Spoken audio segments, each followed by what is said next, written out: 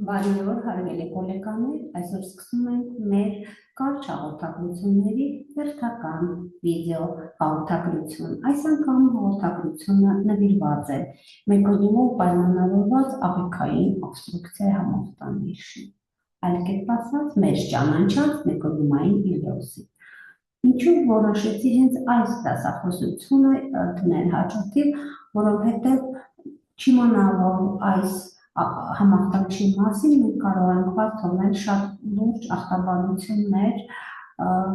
որոնց հետագա վաղ ախտորոշումը ճակատագրական է պացիենտների համար։ Այս փոքրիկ հաղորդագրությունը հիշեցում է մանկաբույժներին, գինեկոլոգ մանկաբարձներին, նեոնատոլոգներին, ռեանիմատոլոգներին, մանկական վիրաբույժներին։ Ինչ է քննարկել եւ ինչը չի քննարկվել։ Քննարկվել ենք ինչ է մեկոնիմի խցանման համախտանիշը, խոսել ենք բնորոշման մասին, տերմինաբանության, պատճառները, կլինիկան շատ համառոտ,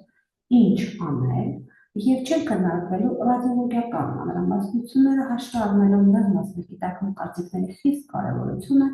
եւ բացառելու դիլետանտությունը։ Մեկոնիմ եւ մեկոնիմային խցան։ Մեկոնիմը նորածնի առաջին քաղաքն է, մոկ, սև կանաչավուն, լորձանման։ Այն պետք է հեռանա 99% նորածինների մոտ կյանքի առաջին 24 ժամերի ընթացքում, իսկ 48 ժամերի ընթացքում մեկոնիմի բացակայությունը արդեն ահազանգ է։ Մեկոնիմի ուշադրությունը բժշկական խնդիր է, 48 ժամից հետո այն չպետք է անտեսել։ Եվ մեկոնիմի խցանը հիմնականում դիստալ խցանման մասին, զստաղը մեխանիկական խցանումն է, գետաքարերի նմանվող մածուցիկ սովորաբար ոչ լավ պիգմենտավորված մեկոնիմով։ Տերմինաբանություն։ Ժամանակակից գրականությունը խճճել է մի քիչ տերմինաբանությունը եւ դիագնոստիկ խառնաշփոթ է առաջանում, որ մեկոնիմային իլիոսը շատ հայտնի, խիտ մեկոնիմի համախտանիշ, մեկոնիմով խցանման համախտանիշ եւ իհարկե վերջին գրականության տվյալներով մեկոնիմով պայմանավորված աղիքային օբստրուկցիայի համախտանիշ։ Ինչ գիտենք մենք մեկոնիմով պայմանավորված աղիքային օբստրուկցիայի համախտանիշի մասին։ Շատ դասագրքերում, տեքստբուքերում 80%-ը գտնում են, որ պատճառներից դա մուկովիսցիդոզն է, 15%-ը հիշվում է։ Մուկովիսցիդոզով գտնում են պացիենտների 15%, միջից գրականության տվյալները պետք է զարգանա մեկոնիմային զարգանումը մեկոնիմային իլիոս։ Սակայն որոշեցի կիսվել ձեր հետ շատ հետաքրքիր մի հաղորդագրությունով, որը շատ նոր է 2025 թվականի, որի ժամանակ հետազոտվել են հասուն եւ անհաս նորածինները մեկոնիմով պայմանավորված խցանման կապակցությամբ։ Եվ դուք տեսնեք, ինչքան մեծ քանակի նորածիններ են հետազոտվել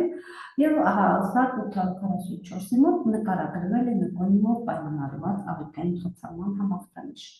Ընդամենը 41 երեխայի մոտ գրանցվել է մուկովիսցիդոզ,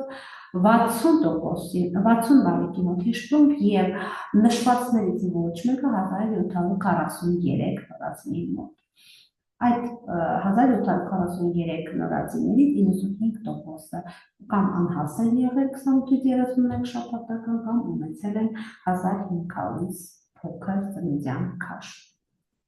Եվ այստեղ մի փոքր տուն տանելու ձեզ ներկայացնում եմ հաղորդագրություն, որ մեկոնիմով պայմանավորված աղիքային խցանման համախտանիշը ոչինչ չէ պայմանավորված մուկովիսցիդոզով կամ հիշվելի հիվանդությամբ։ Հաջորդ պատճառները։ Իհարկե, բոլորիս համար առաջնահերթություն են անորեկտալ անոմալիաները, եթե չկա մեկոնիմ, պետք է անորեկտալ անոմալիաներ իհարկե պետք է հայտնաբերենք նորածնի առաջնային զննում, բայց մտածում ենք անորեկտալ անոմալիաների մասին։ Ինչպես ասացինք, անհասություն եւ փոքր քաշով ծնված նորածիններ, ում մայրը ստացել են մագնեզիումի սուլֆատ, խոսեմ հազարդ պատճառների մասին, կանցնեմ պատճառների, որոնց մասին պետք է ավելի հաճախ մտածել, դա հիպոթիրոզն է, հիպերկալցեմիան, հիպոկալեմիան եւ սեպսիսը։ Հետաքրքիր պատճառներ, որոնց մասին պետք է միշտ հիշել եւ որոնք կարող են համար նոր են, բայց նրանց մասին պետք է հիշել, նրանք նույնպես կարող են պատճառ լինել մեկոնիմով պայմանավորված աղիքային օբստրուկցիայի համախտանիշի։ Դա փոքր ձախ հաստատու համախտանիշն է։ Շատ հետաքրքիր հազվադեպ հանդիպող վիճակ է եւ կարելի ասել, որ մեծ մասան հիմնականում գրանցվում է բալիկների շրջանում, որոնց մայրիկները ունեն շաքարային դիաբետ եւ ստանում են ինսուլին։ Իրիկոգրաֆիկ այն շատ նման է հիշվունքի հիվանդությունը եւ ախտորոշիչների կտալիապսիան։ Հաջորդը դա ախտերի նեյրոֆորման խանգարումներն են, դա ախտերի նեյրոնալ A եւ B տիպի դիսպլազիաներն են։ Շատ հետաքրքիր համախտանիշ է, հիմնականում հիստոլոգիական համախտանիշ է, որ ժամանակ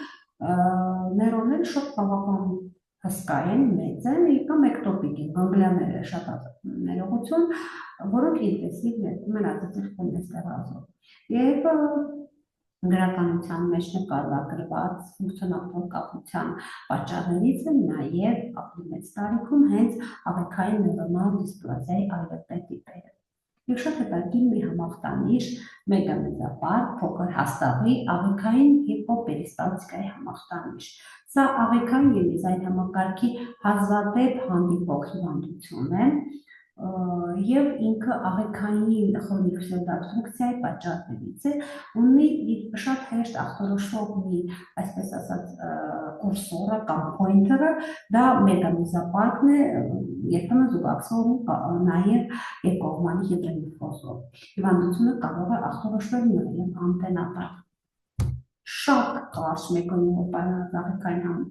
համախտանիշի տեսակների մասին լինում է պարզ եւ կոմպլեքս։ Պարզը երախան փորը փոխվում է, լեգոբարնատության փսվում, 48 ժամ հետո մեկոնիմ չի լինում,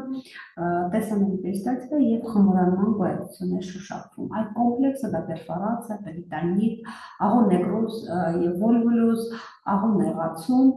շատ կարևոր է երեխաների մոտ, որոնք նորածինների, որոնք ունեն պոլիպքվածություն, լեգոբարնակության փսվում, ուշադրություն դարձնել որովայնի պատի վիճակի, որովայնի պատի փայլում, փայլու որովայնի պատը, որովայնի այտուցը, որովայնի պատի տեման, շատ կարևոր պոինտերներ են եւ իհարկե պոլիօրգանային անբավարարություն։ Երբեմն շատ հազվադեպ շատ կուզում եմ որ սրա մասին տեղեկություն տամ, եթե լինում է ներարգանդային պերֆորացիա, առաջանում է մեկոնիմային կեղծ կալցիֆիկացված կիստա, ես չեմ մանրանա, սա ռադիոլոգիական եւ վիրաբուժական ախտորոշում ալի շատ կուզում եմ որ սրա մասին ինքս տեղեկացված լինեիք։ Իսկ հնարավոր է արդյոք մտածել մեկոնիմային իլիոսի մասին անտենատալ։ Իհարկե հնարավոր է, սովորաբար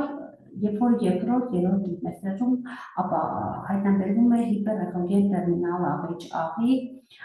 սովորաբար համեմատվում է խոնգենությունը հարակից տոսկրի հետ, եւ իհարկե այս աղիները անպայման կարիք ունեն հետազոտման 6 շաբաթ հետո երբեմն ավելի շուտ եւ նշվածը շատ կարեւոր է, երբ որ կա ռիսկի խմբի հեղինը, օրինակ երբ որ ընտանիքում կա մուկոստոզով բարիք։ Ինչպիսի եզրակացություն։ Մեկոնիմային իլիոսով նորածինով մտածել մուկոստոզի մասին, հատկապես նորածնային սկրինինգի բացակայության դեպքում։ Մուլտիթիմային մոտեցում, ներառյալ ռադիոլոգ, մուկովիսիդոզի մասնագետի պարտադիր խորհրդատվություն, մուկոստոզի կենտրոնները ներկայացնել հաջորդիվ եւ իհարկե կիրառել մեկոնիմով պայմանած աբստրուկցիայի ալգորիթմը, հաջորդիվ սլայդում դուք կտեսնեք այդ ալգորիթմը,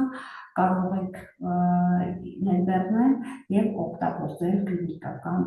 ձեր գործունեության մեջ։ Այսքանը, այս կարճ հաղորդակցությունը, շնորհակալ եմ եւ կհանդիպենք հաջորդիվ ավելի ուշ քննարկելու այլ թեմաներ, իհարկե հանդիպենք